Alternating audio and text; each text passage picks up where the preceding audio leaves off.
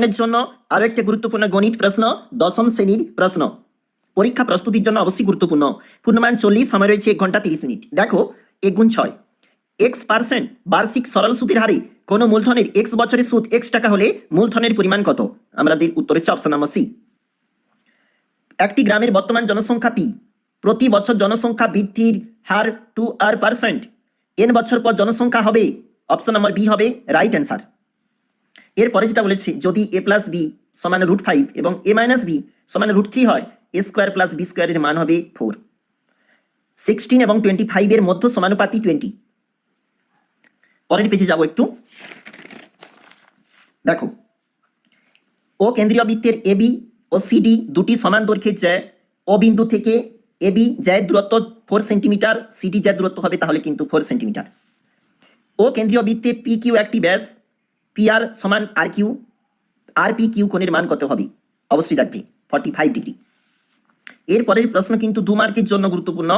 বার্ষিক নির্দিষ্ট শতকরা চক্রবৃদ্ধি হার সুদে কিছু টাকা n বছরে দ্বিগুণ হলে কত বছরে 4 গুণ হবে নির্ণয় করো। h/b সমান 3:2, b/c সমান 3:2। তাহলে a plus b is two b plus c এর মান কিরূপভাবে লেখো? 2 নম্বরে ডিভিআই অবশ্যই রাখবে। একটি বৃত্তে দুটি জ্যা এবি ও এসি পরস্পর লম্ব, এবি সমান 4 সেন্টিমিটার, এসি সমান 3 সেন্টিমিটার, বৃত্তটির ব্যাসার্ধের দৈর্ঘ্য নির্ণয় করো, অবশ্যই গুরুত্বপূর্ণ। এরপরের অঙ্ক দেখো, পাশের চিত্রে ও বৃত্তের কেন্দ্র ও এবি বৃত্তের ব্যাস।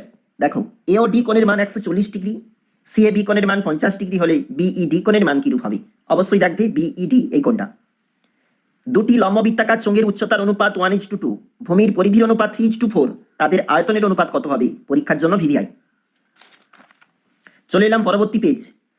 কোন মূলধন একই বার্ষিক শতকরা সরল সুদের হারে 7 বছরের সুদে আসলে 7,100 টাকা, 4 বছরের সুদে আসলে 6,200 টাকা।